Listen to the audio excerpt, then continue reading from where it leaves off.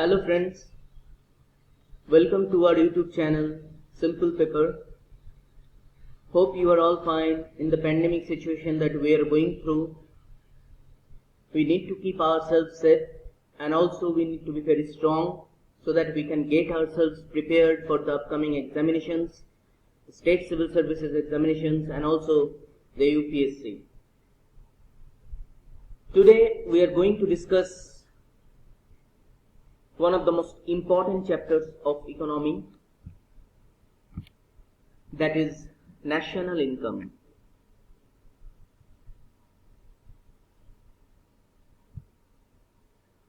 I will try to cover each and important aspect of national income and try to clear the concepts of GDP, GNP and different calculations and also the methods to calculate GDP and few other related points so that we can face different types of MCQs in our competitive exams with confidence.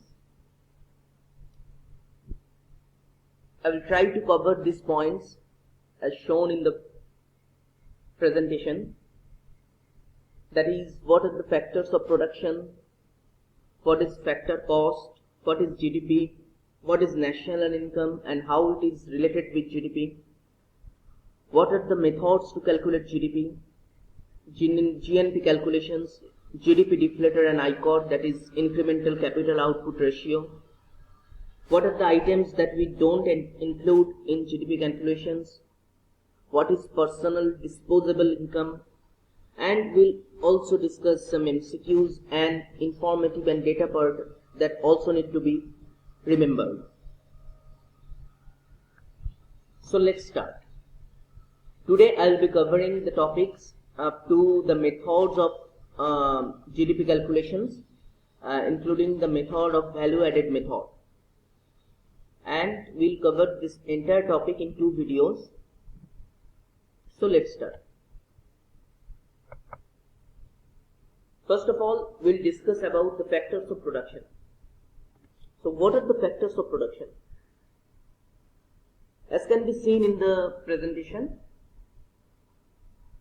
there are 4 factors of production and these are land, labor, capital and entrepreneur. What are these? I will shortly describe this because it's almost known to everyone, I think. First, we need land. From a producer's perspective, we need land on which the producer's offices and factories will be built. The producer has to pay certain amount of rent for the land. Then comes labor. Labor is the most essential part of any production process. Without labor, a producer cannot produce anything. कोई भी production और business चलाने के लिए producer को labour चाहिए और employees चाहिए जो प्रोडक्शन प्रोसेस इनिशिएट करेगा एंड कंटिन्यू करेगा. Then comes the capital part. A producer needs capital or money to run the business. Without any capital investment, without money, without machines, a production cannot run. And the final part is the entrepreneur, who takes the risks, who takes the maximum risks to venture into a business or production.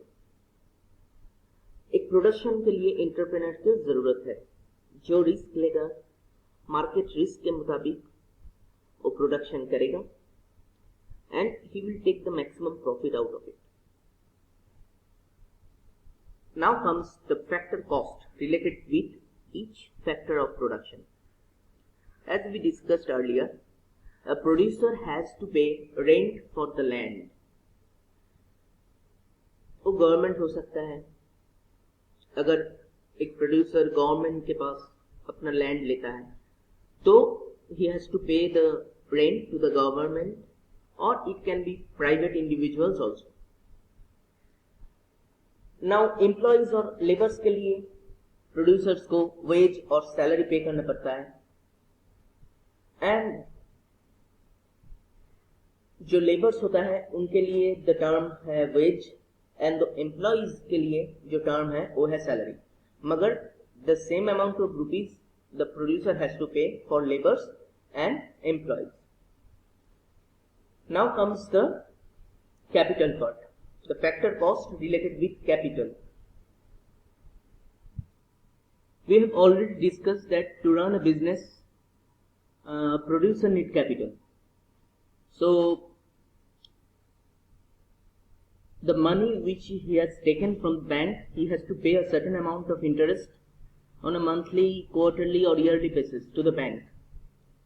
So the interest borne by the producer is the factor cost for capital. And last, the entrepreneur has its own profit.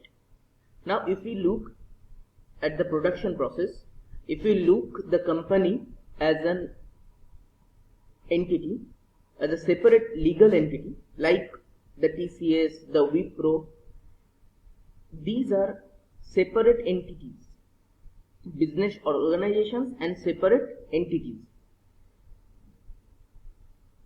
ये जो company है ये legal entity है जो producer को भी entrepreneur को भी ये अपना प्रॉफिट देता है. तो प्रोड्यूसर क्या करता है, वो एंटरप्रेन्योर है, लिविंग एंटिटी है, वो लिविंग एंटिटी है, और जो कंपनी है वो है नॉन लिविंग लीगल एंटिटी. तो नॉन लिविंग लीगल जो एंटिटी है, टीसीएस है, विप्रो है, या फिर any company which is incorporated enterprise, okay, वो एक लीगल एंटिटी है. वो लीगल एंटिटी एंटरप्रेन्योर को अपना प्रॉफिट देता है जो प्रोडक्शन सेल करके मिलता है, जो आउटपुट मिलता है, जो पैसा मिलता है प्रोडक्शन सेल करके, वो तो कंपनी का होता है. कंपनी उनमें से रेंट देता है जिससे हम लैंड लिए हैं, वेज और सैलरी देता है for labours and employees. Bank से जो लोन हम ले चुके हैं उसके लिए हम इंटरेस्ट पे करते हैं, कंपनी पे करते हैं. एंड फाइनली एंटरप्रेन्योर रिस्क लिया है, ये बिजनेस वेंचर में आने के लिए, प्रोडक्शन बनाने के लिए उन्होंने ही रिस्क लिया है, तो उनको मैक्सिमम प्रॉफिट कंपनी देता है. तो ये है एंटरप्रेन्योर का प्रॉफिट. सो हमने देखा पिछले स्लाइड पे कि हम लोगों के लिए प्रोडक्शन के लिए क्या क्या फैक्टर्स चाहिए, क्या क्या चाहिए needed, which are the factors of production, जैसे कि land, labour, capital and enterprise. And these are 4 की फैक्टर्स ऑफ प्रोडक्शन. नाउ हमने डिस्कस किया है कि इन सब फैक्टर्स के लिए प्रोड्यूसर को क्या कॉस्ट बेयर करना पड़ता है और कंपनी को. तो कंपनी लैंड के लिए रेंट बेयर करता है, सैलरी, लेबर्स एंड एम्प्लॉयज के लिए वेज एंड सैलरी बेयर करता है, लोन के लिए इंटरेस्ट बेयर करता है. एंड जो एंटरप्रेन्योर है जो मैक्सिमम रिस्क लिया है इस बिजनेस वेंचर के लिए, कंपनी उसको बाकी प्रॉफिट देता है, वो है एंटरप्रेन्योर का प्रॉफिट. तो ये 4 मिला के जो समेशन होगा वो है एक प्रोडक्ट बेच के कंपनी को जो मिलता है. मैंने नेक्स्ट स्लाइड्स पे बाद में डिस्कस करूंगा कि कैसे एक प्रॉफिट डिस्ट्रीब्यूट होता है, ठीक है.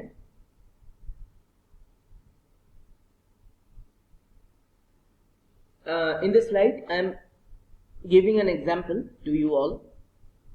Suppose a car manufacturing company A produces 10 cars in a year and it costs 10 rupees a car. So the selling price for 10 cars is equal to 100 rupees. So company A earns rupees 100 by selling its products. It is clear to you all. Now the company has to distribute this money amongst its factors of production.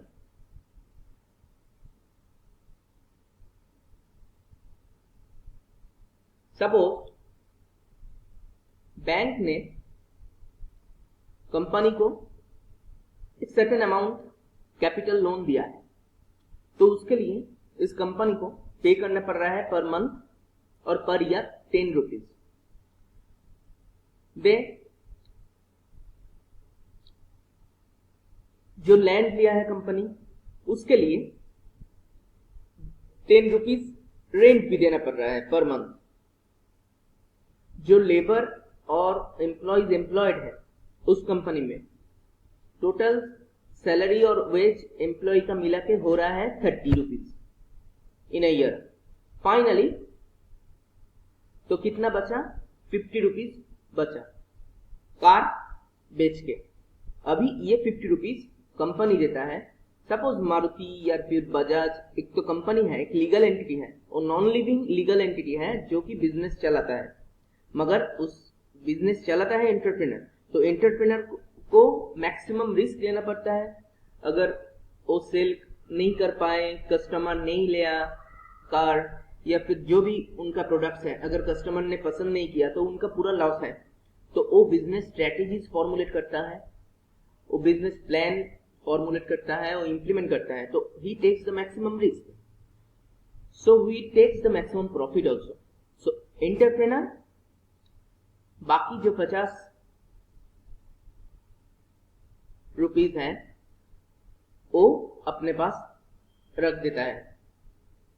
यह है entrepreneur का profit. तो car बेच के company को जो फायदा हुआ, जो 100 रुपीज मिला, वो कैसे डिस्ट्रीब्यूट हुआ ना? फर्स्ट वो बैंक को इंटरेस्ट दिया कैपिटल के लिए 10 रुपीज, लैंड रेंट दिया 10 रुपीज, बाकी सैलरीज दिया एम्प्लॉयज और लेबर्स को 30 रुपीज, एंड बाकी 50 रुपीज वो एंटरप्रेन्योर को दे दिया प्रॉफिट। ठीक है, ये होता है प्रोडक्शन प्रोसेस ना। अभी हम अगर ग्राफिकल रिप्रेजेंटेशन में देखना चाहते हैं फ्लो ऑफ इनकम कैसे होता है, तो हम लोग के लिए सोसाइटी में 2 एंटिटी है।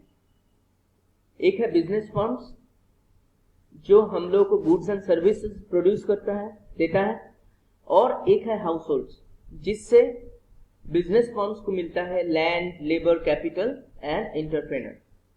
लेबर कैसे? क्योंकि हाउस होल्ड से, हमारे फैमिली से ही लेबर जाता है बिजनेस फर्म में काम करने के लिए। लैंड कैसे? हमारा जो प्राइवेट इंडिविजुअल है या गवर्नमेंट है वो ही तो लैंड देता है बिजनेस फर्म्स को, तो हाउस होल्ड से ही वो लैंड जाता है। कैपिटल भी जाता है हाउस होल्ड से। हाउस होल्ड का खुद का पैसा ही लगता है बिजनेस फर्म में, वही कैपिटल है। बैंक से भी जाता है, मगर बैंक में तो हमारा ही पैसा इन्वेस्टेड होता है ना। सो कैपिटल हमारे घर से ही जाता है, कोई ना कोई तो इन्वेस्ट करता है बैंक में या फिर इंश्योरेंस कंपनी में, जिसका पैसा बिजनेस फर्म में जाता है। तो हाउस होल्ड से ही कैपिटल आता है। और एंटरप्रेन्योर जो होता है, जो रिस्क लेता है, वो तो एक आदमी होता है, वो तो इंसान ही होता है, ह्यूमन बीइंग होता है, तो हाउस होल्ड से ही जाता है। तो हाउस होल्ड से land, labour, capital and entrepreneur business firm में जाता है। और बिजनेस फर्म से क्या क्या मिलता है हाउस होल्ड्स को? Goods and services. ये आउटर बाउंड्री से ग्राफिकल रिप्रेजेंटेशन में दिया हुआ है। अभी पैसा कैसे जाता है? पैसा बिजनेस फर्म से हाउस होल्ड से पे जाता है wage, rent, interest and profit के हिसाब से। हाउस होल्ड से जो लोग लेबर और एम्प्लॉय हैं, जो लोग बिजनेस फर्म्स में एम्प्लॉयड हैं, जो लेबर्स और एम्प्लॉइज, उनको मिलता है वेज और सैलरी। ठीक है, जो हाउस होल्ड से हम लैंड लिए हैं उसको मिलता है रेंट। जो हाउस होल्ड ने कैपिटल इन्वेस्ट किया है उसको मिलता है इंटरेस्ट। और जो एंटरप्रेन्योर गया है बिजनेस फर्म्स में उसको मिलता है प्रॉफिट। ये है पैसा इधर आया हाउस होल्ड में। अभी पैसा हाउस होल्ड से बिजनेस फर्म्स में कैसे जाता है ना? हम लोग जब गुड्स एंड सर्विस खरीदते हैं तो पैसा देना पड़ता है, फ्री में तो कुछ नहीं मिलता। जब एक कार खरीद देते हैं, फ्रिज, रेफ्रिजरेटर, एक वॉशिंग मशीन, एसी या फिर कोई भी गुड्स या कोई भी सर्विसेज जैसे इलेक्ट्रिसिटी, उसके लिए हम लोग को पे करना पड़ता है, तो वो कहाँ जाता है? बिजनेस फर्म्स पे ही जाता है। तो ऐसे है सर्कुलर फ्लो ऑफ मनी और income. Business firms goods and service देखें, कंजम्पशन एक्सपेंडिचर हाउस होल्ड से बिजनेस फर्म पे जाता है, और हाउस होल्ड से जो लैंड, लेबर, कैपिटल और एंटरप्रेन्योर जाता है, उसके लिए हाउस होल्ड को मिलता है wage, rent, interest and profit. ये है सर्कुलर फ्लो है इनकम का। ठीक है।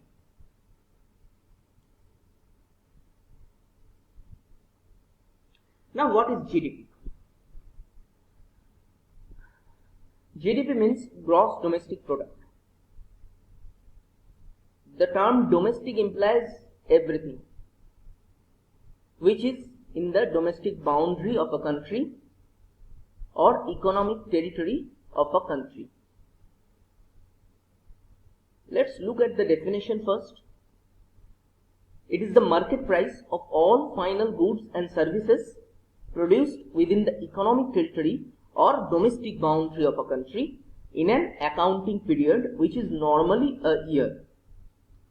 इसका मतलब क्या है? मतलब एक डोमेस्टिक बाउंड्री है, मैं इंडिया के केस ही कंसिडर कर रहा हूं, दूसरे काउंट्री को छोड़ के। इंडिया में डोमेस्टिक बाउंड्री एक है जो कि इंडियन गवर्नमेंट कंट्रोल कर रहा है। इकोनॉमिक टेरिटरी मीन्स जो टेरिटरी इंडियन गवर्नमेंट अपने हिसाब से कंट्रोल कर रहा है, अपने लॉ के हिसाब से, जो टेरिटरी में जो ऑर्गेनाइजेशन इंडियन गवर्नमेंट को टैक्स पे करता है, वही territory economic territory of India कहा जाता है। आप लोग अभी के लिए समझ लीजिए ये डोमेस्टिक बाउंड्री इंडिया का है। सपोज इंडिया का जो एम्बेसी जर्मनी या पाकिस्तान में है, वो ही इंडियन इकोनॉमिक टेरिटरी के अंदर है। ठीक है, इसलिए economic territory is a broader term and domestic boundary is a narrower term. But हम लोग को कंसेप्ट समझ लेके लिए अभी यही कंसिडर करना है कि भारत के जो लैंड बाउंड्री है उसके अंदर जो product and service, goods and service जो प्रोडक्शन हो रहा है, उसका फाइनल मार्केट वैल्यू जो है वही जीडीपी है। ठीक है, final value, market value of all final goods and services. So यहाँ पे जो दो टर्म हम लोग को ध्यान में रखना है वो है final goods and services and market price, and और एक टर्म वो है domestic boundary. So market price is the price which a consumer needs to pay to the seller or the retailer. कोई भी एक चीज, एक केक हो या कोई बिस्किट हो या फिर कोई कार हो, जो हम पे करते हैं सेलर को और रिटेलर को, वही मार्केट प्राइस है। तो फाइनल गुड्स का मतलब क्या है? फाइनल गुड्स एंड सर्विसेज का मतलब है जो हम कंज्यूम करते हैं और उसके बाद उससे कोई प्रोडक्शन प्रोसेस नहीं होता है। मतलब एक कोई भी चीज समझ लीजिए, जैसे कि एक पोटैटो का, अगर वेजिटेबल पोटैटो हम समझते हैं, उस पोटैटो अगर हम घर में लाके, मार्केट से घर में लाके अगर कंज्यूम कर लेते हैं, वो फाइनल गुड्स होगा, वेजिटेबल पोटैटो। मगर वो वेजिटेबल पोटैटो लेके अगर लेस कंपनी और भी एक प्रोडक्शन करता है अपना चिप्स, तो वो पोटैटो जो मार्केट में लेस कंपनी खरीदा है वो फाइनल गुड्स नहीं होगा, क्योंकि वो इंटरमीडिएट गुड्स होगा, जो कि फाइनल गुड्स को जो लेस चिप्स बना रहा है वो फाइनल गुड्स के इंटरमीडिएट कंजम्पशन में वो लग रहा है, तो वो फाइनल गुड्स में कंसिडर्ड नहीं होगा जो पोटैटो वेजिटेबल लेस कंपनी खरीद रहा है। ऐसे कि जो फ्लावर हम लोग ग्रोसरी से खरीदते हैं जो फ्लावर, उससे हम रोटी चपाती बनाते हैं, मगर वही सेम फ्लावर अगर कोई बेकरी में जाए वो केक बनाता है उस फ्लावर से, तो वो इंटरमीडिएट कंजम्पशन में जाएगा, वो फाइनल गुड्स नहीं होगा। तो फाइनल गुड्स एंड सर्विसेज जो हम कंज्यूम करते हैं और वो कोई प्रोडक्शन और दूसरा कोई प्रोडक्शन प्रोसेस में नहीं जाता है, तो ये होता है फाइनल गुड्स एंड सर्विसेज। ठीक है, तो हमारे इंडिया का डोमेस्टिक बाउंड्री के अंदर जितना फाइनल गुड्स एवं सर्विसेज प्रोड्यूस्ड हो रहा है और उसका जो मार्केट प्राइस है वही है जीडीपी। सिंपल। यहां पे मैंने एक एग्जांपल दिया है, suppose in a country there is only one company A which produces 10 cars annually and each car costs ₹100, then can you say what is the GDP of that country? Suppose in India there is only one manufacturing company, no other services sector or no other producing units are there, only one company is there, that is Hero Honda or Bajaj, and it produces 10 cars annually which costs ₹100 per car. Then what is the total amount of money it is generating by selling those cars? It is ₹1,000. So the GDP of India would be ₹1,000 only. Okay.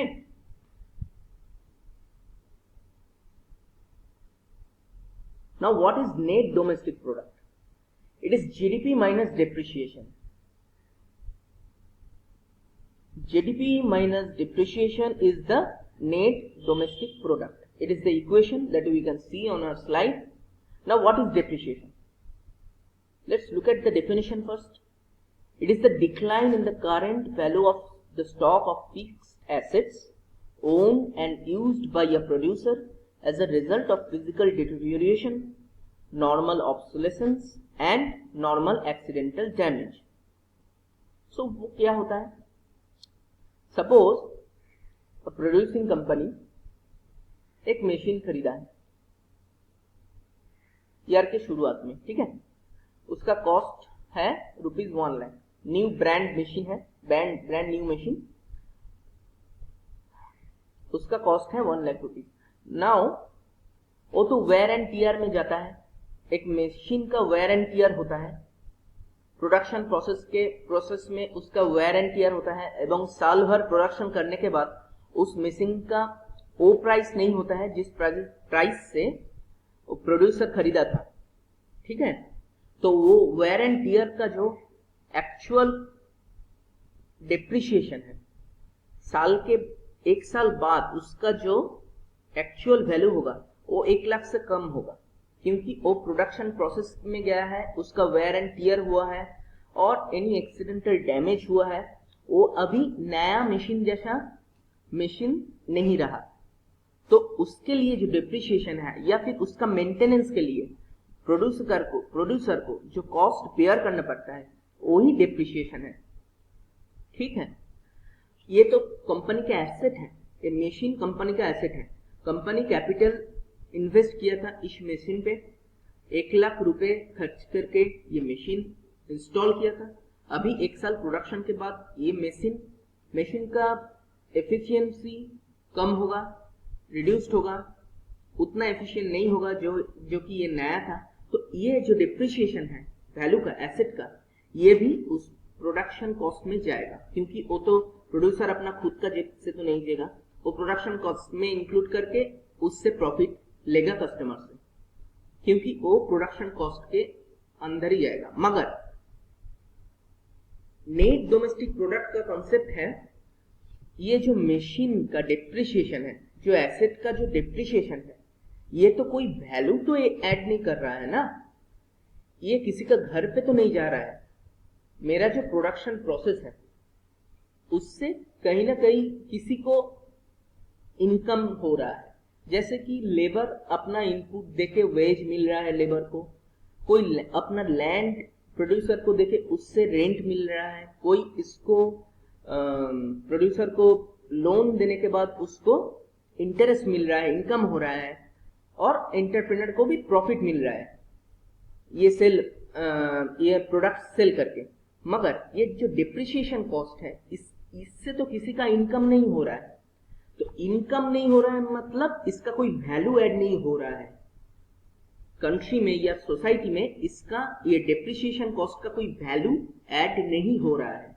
इसलिए net domestic product का concept है depreciation cost जो है वो GDP से ये subtract करना होगा, क्योंकि ये सब्ट्रैक्ट करने के बाद ही हम लोगों को जो मिलेगा वही किसी का इनकम हो रहा है और कोई वैल्यू ऐड कर रहा है प्रोडक्शन प्रोसेस में। लेबर का जो लेबर वेज और जो सैलरी मिल रहा है वही इसका वैल्यू एडिशन है। जो 30 रुपीज मैंने पिछले एग्जाम्पल में दिया था, लेबर और एम्प्लॉयज का वैल्यू एडिशन उस प्रोडक्शन प्रोसेस में या जीडीपी में होगा 30 rupees. If India GDP is 100 rupees, then value added by the laborers or the employees of India is rupees 30. So net value added वही होगा और net domestic product वही होगा जो depreciation सब्सट्रैक्ट करके मिल रहा है जीडीपी से। यही इसका कंसेप्ट है और कुछ नहीं। सो ग्रॉस और नेट के बीच जो आता है वही डिप्रिसिएशन है। यहाँ पर मैं एग्जाम्पल और इक्वेशन जो दिया हूं वो है नेट डोमेस्टिक प्रोडक्ट का। यहाँ पे नेट नेशनल प्रोडक्ट भी आ सकता है। नेट नेशनल प्रोडक्ट होने से या नेट नेशनल प्रोडक्ट होने से यहाँ पे जो कैलकुलेशन पे इक्वेशन में आएगा वो है gross national product. Gross national product minus depreciation होगा नेट नेशनल प्रोडक्ट। कोई भी इक्वेशन पे आपका नेट दे दे, वो ग्रॉस से अगर निकलना है तो आपको सिंपली ग्रॉस से डिप्रिसिएशन को सब्सट्रैक्ट करना है।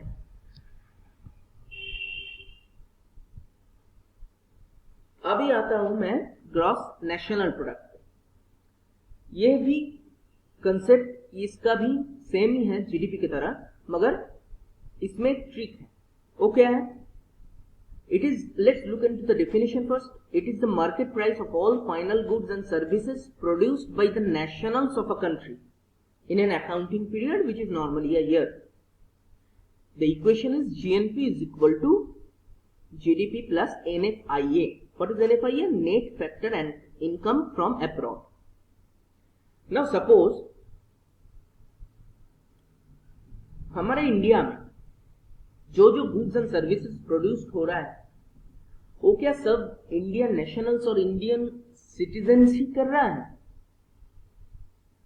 Are these goods and services being produced by the Indian citizens only? No.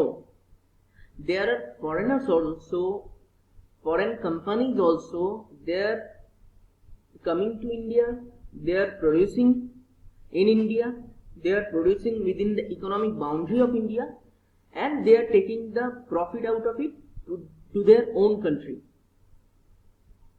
The profit which is accrued to them going to the other country, which is earned by the foreigners.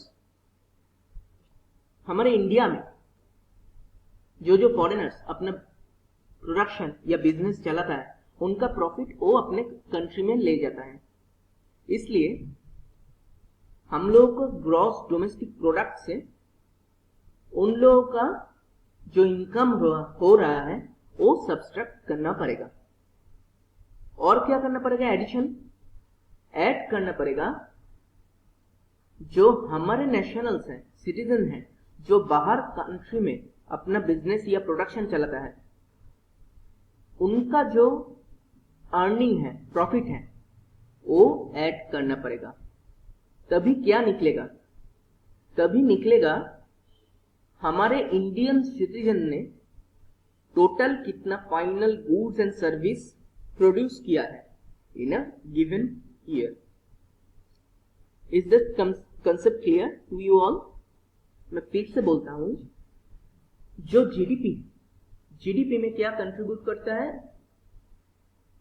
Foreigners भी contribute करता है और Indian citizen भी contribute करता है, क्योंकि दोनों ही Indian economic boundary में अपना बिजनेस चलाता है। नाउ जो फॉरेनर्स यहाँ पे बिजनेस चलाता है उनका इनकम वो अपने देश ले जाता है। वो इंडिया में इंडिया का इकोनॉमी नहीं इम्प्रूव हो रहा है उससे। इंडिया का इकोनॉमी इम्प्रूव कैसे होगा? जब हम लोग का सिटीजन बाहर कंट्री में अपना बिजनेस चलाएगा और इनकम करके यहाँ ले आएगा, तो वो इनकम हमारे जीडीपी पे ऐड होना चाहिए और जीडीपी से वो इनकम सब्सट्रैक्ट होना चाहिए जो फॉरेन नेशनल्स में अर्निंग कर रहा है अपने कंट्री पे। तो वही है net factor income from abroad. Net factor income from abroad का जो इक्वेशन दिया हुआ है वो एक बार पढ़ लीजिए, मैं भी आपके साथ पढ़ रहा हूं। देखिए, factor income earned by our citizens in foreign countries minus factor income earned by foreigners in India, ये जो होता है वो है NFIA। वो जीडीपी के साथ अगर हम ऐड कर दें तो वो है ग्रॉस नेशनल प्रोडक्ट। ये ग्रॉस नेशनल प्रोडक्ट ही है final goods and services, market price of final goods and services produced by Indian citizens. This is the concept of GNP. Okay. Now here comes some basic concepts of product tax and production tax. Okay. Production tax वो होता है कि if you look at the definition, it is said that it is paid by the producer to the government with relation to the production process. With relation to the production process, and it is independent of the volume of the actual production. Okay. So वो क्या होता है? Suppose in our previous example also, if you consider car manufacturing company is producing cars in India. Now वो government से जो land लेता है उसके लिए उसको लैंड रेवेन्यू देना पड़ता है, स्टैम्प्स एंड रजिस्ट्रेशन फीस देना पड़ता है उस कंपनी के रजिस्ट्रेशन के लिए, लाइसेंस फीस देना पड़ता है एंड टैक्स ऑन प्रोफेशन भी देना पड़ता है। ये सब देने के बाद उसको जो मिलता है वही उसका प्रॉफिट है। मगर ये सब देना है गवर्नमेंट को, उसका प्रोडक्शन हो या ना हो, it is independent of the actual volume of the production. अगर जीरो प्रोडक्शन भी है तब भी उसको ये प्रोडक्शन टैक्स गवर्नमेंट को देना ही होगा। मगर product tax is something quite different from production tax. It is paid to the government per unit of product sold in the market, normally paid by the seller but imposed on the final customer और consumer. ये जो sales tax है, service tax है, VAT है, GST है, अभी GST सब include कर दिया है, sales tax, service tax, VAT को। मगर पहले सेल्स टैक्स, सर्विस टैक्स अलग अलग करके था, मगर अभी सब जीएसटी में इंक्लूड हो गया है। Import and export duty, excise duty, ये क्या होता है? हर प्रोडक्ट जब मार्केट में सोल्ड होता है, जो कंज्यूमर है उसको ये पे करना पड़ता है, मगर सेलर जो है वो इसको गवर्नमेंट को देता है। तो it is paid to the government by the seller but actually imposed on the final customer और कंज्यूमर। ये है प्रोडक्ट टैक्स और ये पर यूनिट ऑफ प्रोडक्ट के मुताबिक ये टैक्स इम्पोज्ड होता है। तो it is directly related to the volume of the product sold in the market. तो ये है basic concept of product tax and production tax. यहाँ पे कुछ एग्जाम्पल है, आप पढ़ लीजिए प्रोडक्शन टैक्स और प्रोडक्ट टैक्स के बाद।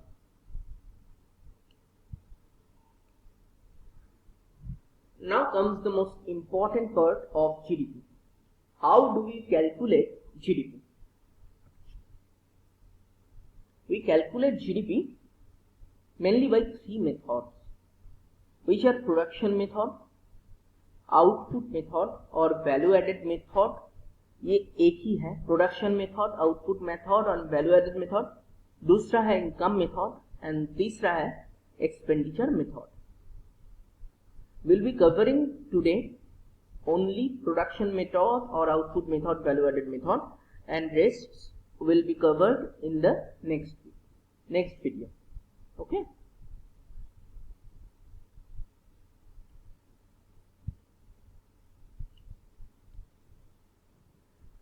now comes the value added method. Let's look at this example first. Okay. Here we can see that gross value added is the output minus intermediate consumption. Okay. It is the equation. Now what is output? What is intermediate consumption? For that we need to look at this example first. Now suppose if you consider a cake manufacturing process, cake manufacturing process, we need to start from wheat that is being produced by a farmer in field.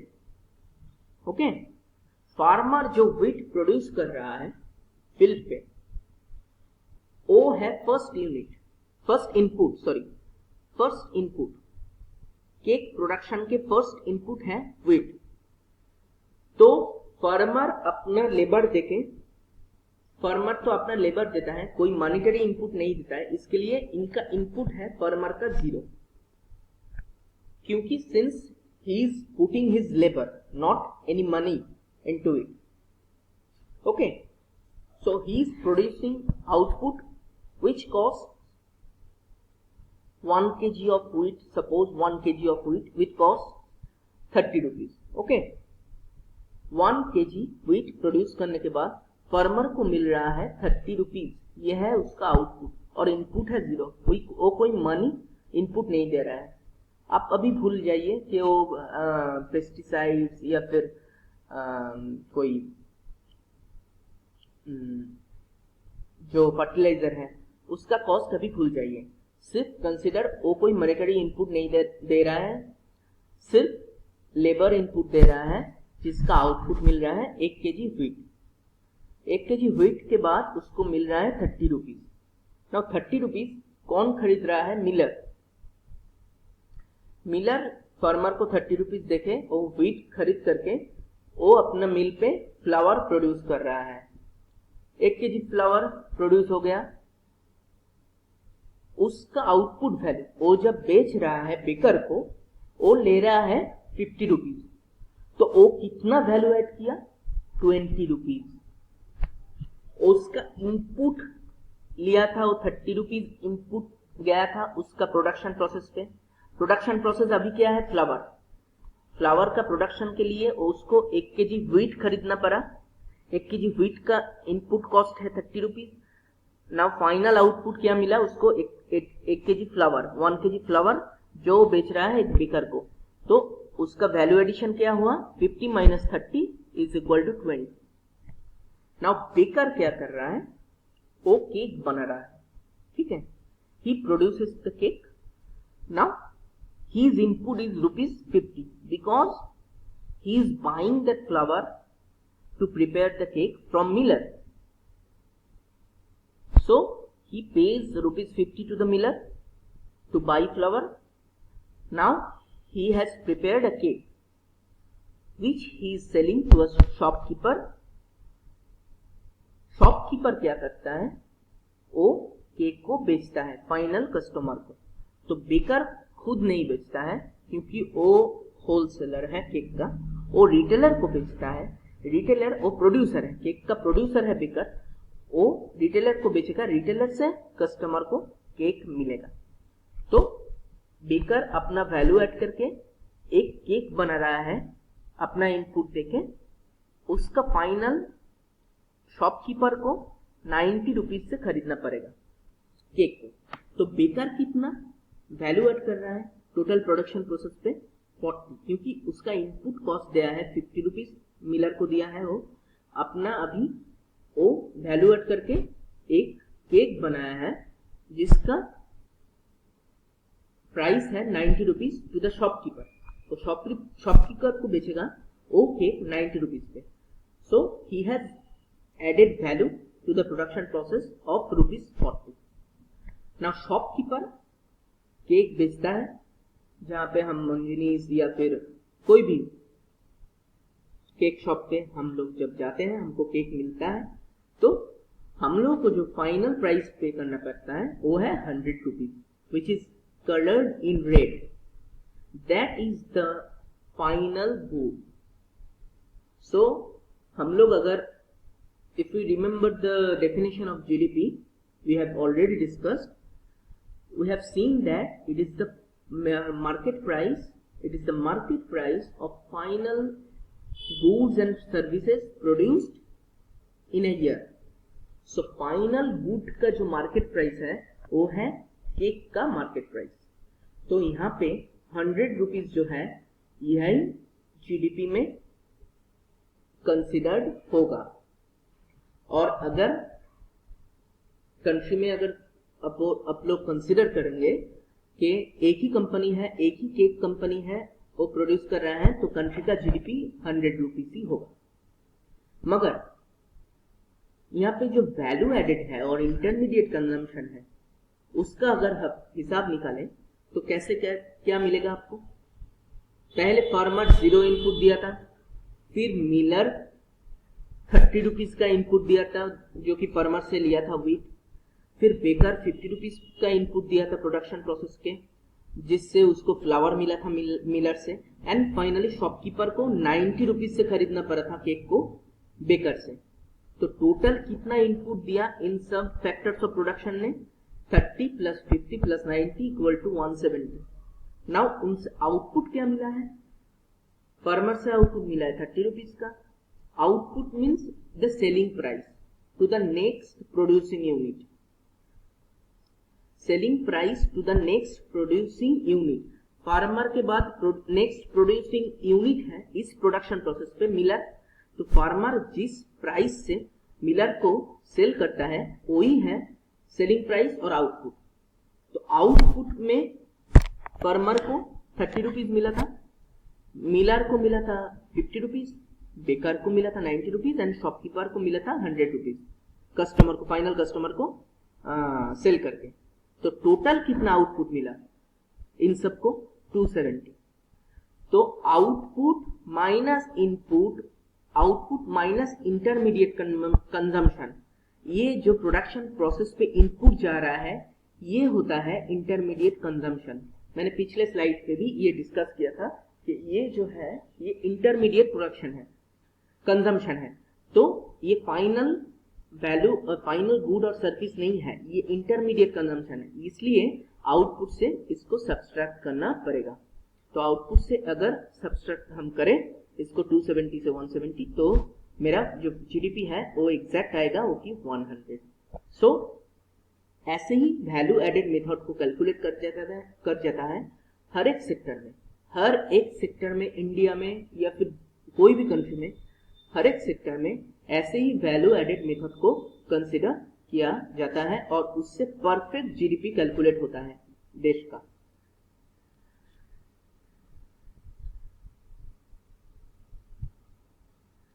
इससे बाद हम देखेंगे कि value added at factor cost, basic price and market price क्या होता है.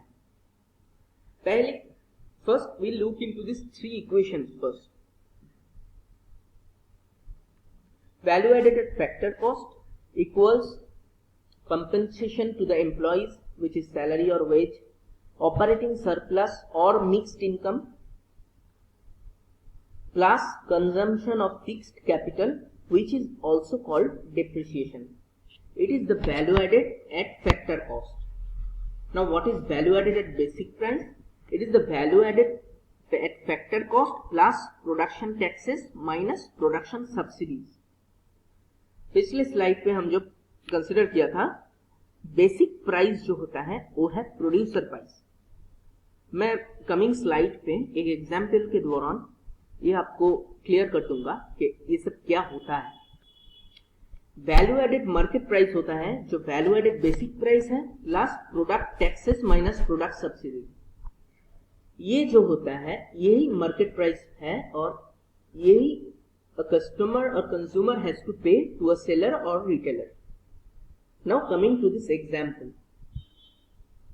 suppose a car manufacturing company produces cars and sells it to the wholesalers or retailers at rupees 110 for each car.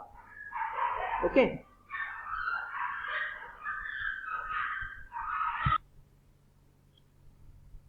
Now we consider that it is producing only one car per year. Okay, so it costs rupees 110 to the wholesaler or retailer who is buying it from the producer. So first calculate what is the producer price and what a producer is getting out of it and how it is distributed among its employees and all. Let's see. It's a company producing one car per year, so it costs rupees 110. It is giving salary or wage to his employees rupees 30. It is paying the rent for the land, which is rupees 10 in this case. It's paying interest for loan taken, which is also rupees 10 in this example. And the machine repairing for wear and tear, that is the depreciation cost, is rupees 10 also. Okay, and the entrepreneur wants to keep his profit of rupees 40 in this production process. The entrepreneur wants to keep his profit of rupees 40 in this production process. So he has to sell it at rupees 110 because he has to keep profit of rupees 40. He has the following costs of 30, which is given as salary or wage to the employees, land rate of 10 rupees to the landowner, interest for loan of rupees 10 to the bank, and machine repairing cost for wear and tear, which is the depreciation cost borne by the producer of rupees 10. And the entrepreneur keeps his profit of rupees 40. So summing up all these, we have come to the producer's price. Okay. Now going to the previous slide. Now the machine repairing cost is 10 rupees. So summing up all these, we have rupees 110 for the producer. Now in the next slide, we have shown that the production tax is rupees 15. Production tax is rupees 15 and government gives subsidies of rupees 5 to the producer. Now in this case, what should be the value added at factor cost? What should be the value added at factor cost? The value added at factor cost.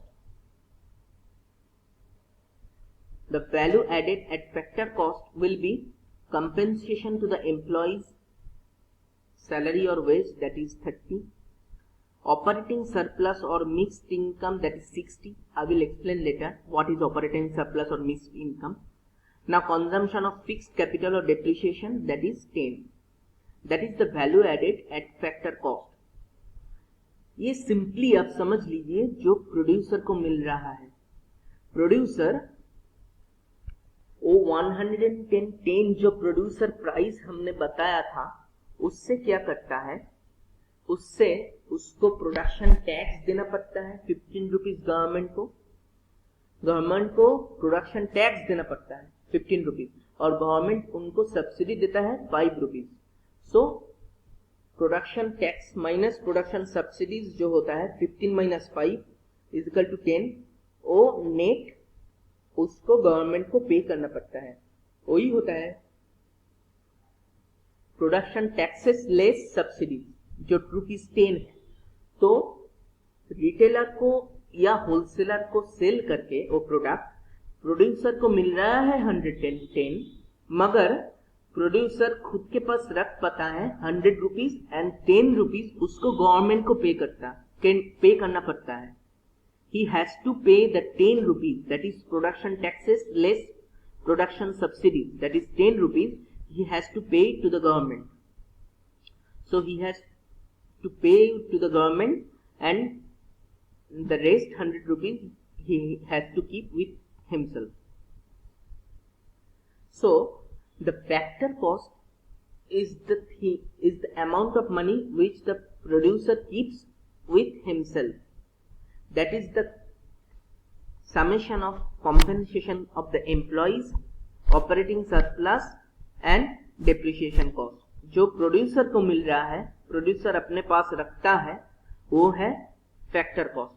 Now अपने पास रख के वो employ को देता है, land देता है, land rent देता है, इंटरेस्ट देता है, वो प्रोड्यूसर का खुद का मामला है. मगर गवर्नमेंट जो प्रोडक्शन टैक्स जो लेता है वो एक्सक्लूड करने के बाद जो मिलता है वही value added at factor cost है. मतलब प्रोड्यूसर के घर जो पैसा आता है, जो प्रोड्यूसर होलसेलर को बेच के जो पैसा मिलता है, उससे प्रोडक्शन टैक्स एक्सक्लूड करने के बाद जो एक्चुअली प्रोड्यूसर के घर आता है वही है value added at factor cost. Factor cost क्यों? क्योंकि ये सब जो प्रोडक्शन प्रोसेस में जो फैक्टर्स हैं उनके लिए जो कॉस्ट बेयर करना पड़ रहा है प्रोड्यूसर को, उसका समेशन ही है ये फैक्टर कॉस्ट. तो value added at factor cost वही होता है जो compensation of the employees plus operating surplus mixed income plus depreciation cost है. अभी जो ऑपरेटिंग सरप्लस है ये थोड़ा कंफ्यूजिंग है, ये मैं क्लियर कर देता हूं. आप पिछले इक्वेशन में देखा था, पिछले स्लाइड पे,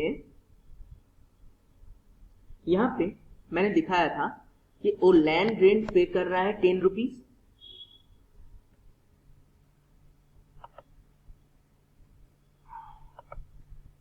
ये लैंड रेंट पे कर रहा है 10 rupees and interest for loan पे कर रहा है ₹10 एंड खुद का प्रॉफिट है ₹40. ठीक है, ये तीन मिला के जो होता है वही है ऑपरेटिंग सरप्लस. मतलब प्रोड्यूसर को गवर्नमेंट को प्रोडक्शन टैक्स देने के बाद प्रोड्यूसर के घर जो पैसा आता है उनमें से सैलरी एक्सक्लूड करने के बाद और डिप्रिसिएशन कॉस्ट एक्सक्लूड करने के बाद जो मिलता है, जो बच जाता है, वही है ऑपरेटिंग सरप्लस. उसमें लैंड रेंट भी इंक्लूड रहता है, इंटरेस्ट फॉर लोन इंक्लूड रहता है और एंटरप्रेन्योर का प्रॉफिट इंक्लूडेड रहता है. ये है प्लेन एंड सिंपल. तो ये तीन ऐड करके हमारा 60 रुपीज हो रहा है. तो यही है ऑपरेटिंग सरप्लस. तो ऑपरेटिंग सरप्लस और मिक्स्ड इनकम होता है जो एसेट और capital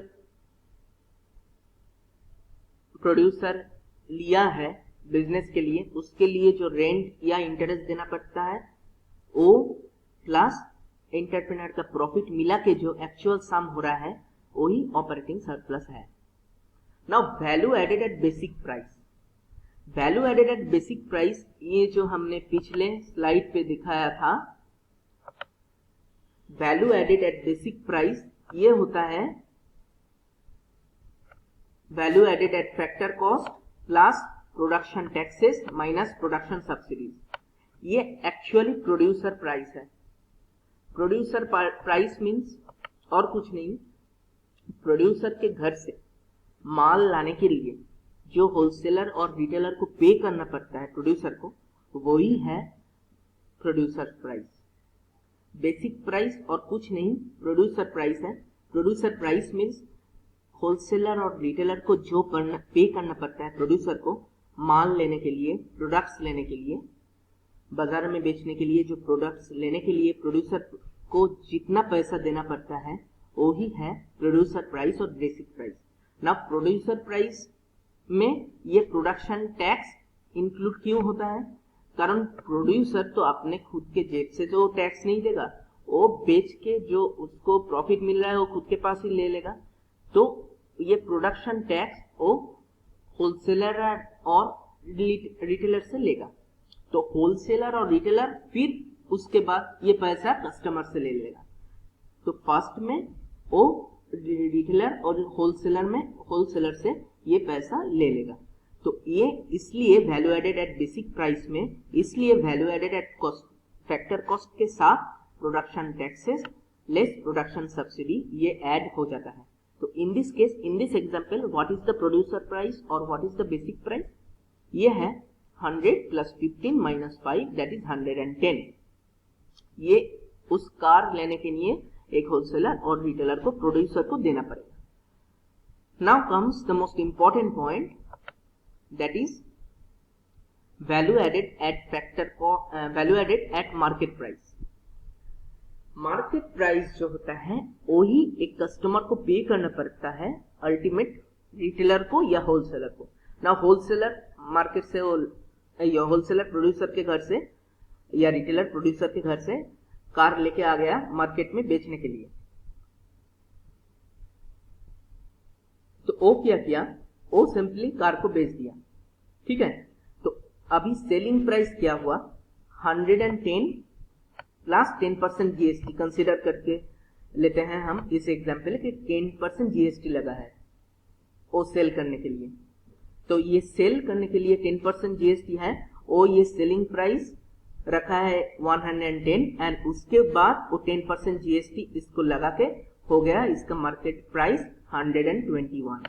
so value added at market price is equal to value added at basic price plus production taxes minus subsidies. यहाँ पे प्रोडक्ट टैक्सेस और सब्सिडीज है 10% जीएसटी।